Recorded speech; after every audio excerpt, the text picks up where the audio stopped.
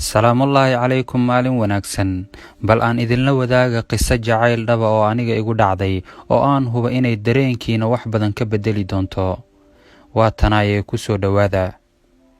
Waxay ahayd isbarashadeenna mid ku dhisan kaftan, isqadarin iyo is-ogaansho. Xaggayga 90% la hadalkeeda ii ahaa farxad. habeen kasta waxaan isdhihi jiray alla goorma ayay soo geli doontaa qadka, ma nabad qabtaa, maxaase ku soo kordhay.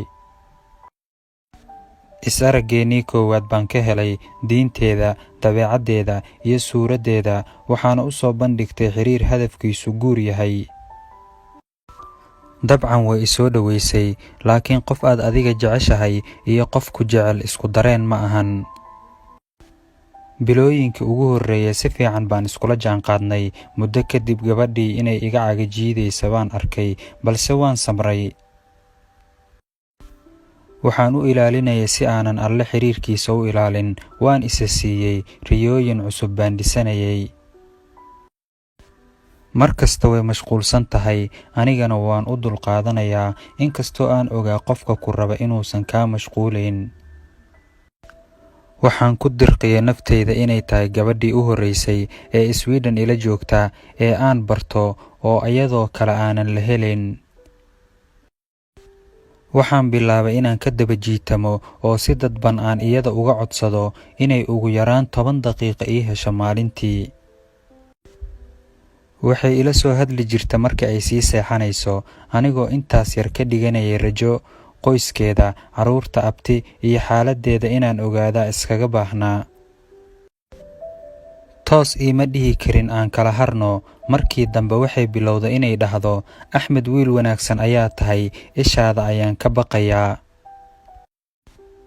4 bilood kadib, habeen anigoo dhan kasta ka soo maray oo hadal ku daalay bay dhahday, kulama sii socon karo. anigana waan quustay. waxaan dhahay okay abaayo, qoraalkayga dambe ma arkaysid weligaa intaad nooshahay, ammaan baan ku siinayaa. taleefanka waan iska dansaday, laakiin iyada ma aqaan go'aankeeda waxa beddelay. meel kasta ayay igala soo hadashay. wallaahi ilaa galabtii xigtay oo dhan way i tuugaysay, axmed madax adeega iska dhaaf, ila hadal. markii dambe baan isdejiyey, ileen qof intaas soo bilood iska dhibaatoonaya baan ahaa. waxaan bilaabay inaan warkeeda iska hubiyo. waxaan ku xujiyey inaan isku aragno magaalo ii dhow oo ay safar soo gasho.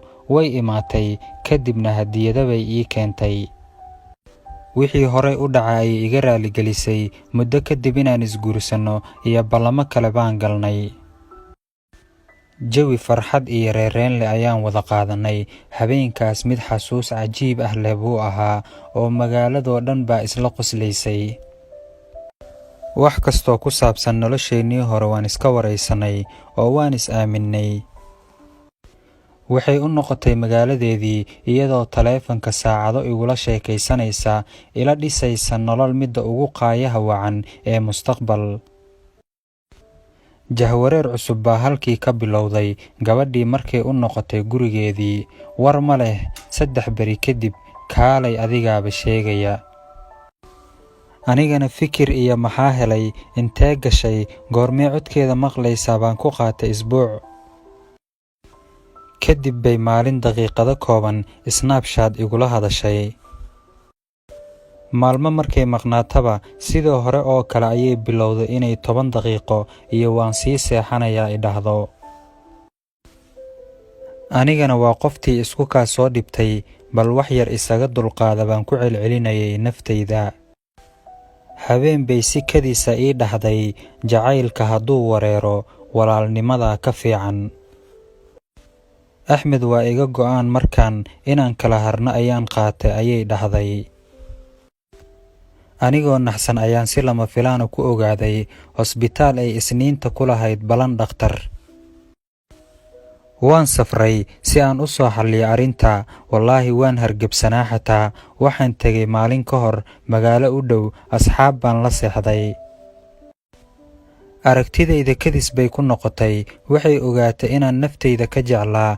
kadib isbuucaas 2 mar baan wada fadhiisanay. January 2019 baan maalin maqaayad wada tagnay, wax kastana waan ka heshiinay. Markii aan magaaladeedii ku soo laabtay, yaab, sidaan filayay wax ma noqon, mashquulkii bay dib ka soo bilowday. Isbuucyo markaan ku jahwareeray oo aan arkay in aniga bes aan ka daba cararayo, baan Rabbi tuug, salaad iyo duco u istaagay. Kadib wax aanan weligay qof kala kulmin ayaan soo ogaaday. Gabadhii aan 8 bilood iyada kaliya eeganayay, dhab u rabay oo wanaag kasta u muujiyay, iyadoo i xumaysay. Waxaan soo ogaaday inay guur hore soo martay oo iga qarinaysay. Waan isaga haray, wax aan ku tilmaamo ma aqaan, 3 bilood lama aanan hadlin. Ramadaan 2019 baan maalin u sheegay inaan weli jacayl u qabo, laakiin hadallo qaab daran bay igula hadashay. Muddo kadib waan xiray warkeeda, xusuus walba waan tiray, waan iloobay. Dhowr jeer qof aan jeclaa waan waayay, laakiin waxaan nacay inaan xiriir sameeyo ama qof kale aan la dhiso rajooyin. Sheekadan intaad daawanaysay, maxaad dareentay, maxaase ka baratay? Waxaan filayaa saaxiibayaal inaad ka hesheen. Ujeeddada aan haatan u soo bandhigay ma ahan inaan sawir qaldan ka bixiyo jacaylka, balse jacaylku waa wax jira haddii si dhab ah la iskula sido. Muddo ayaa laga joogaa dhacdadaas oo haatan waan ka caafimaad qabaa, waana ka bogsaday. Haddii aad wada akhrisatay sheekada, fadlan ila wadaag maxaad dareentay intaad akhrisanaysay. Wixii fikrada waan soo dhaweynayaa, sidoo kale muuqaalkana waad u fasaxan tihiin inaad sii sheer garaysaan.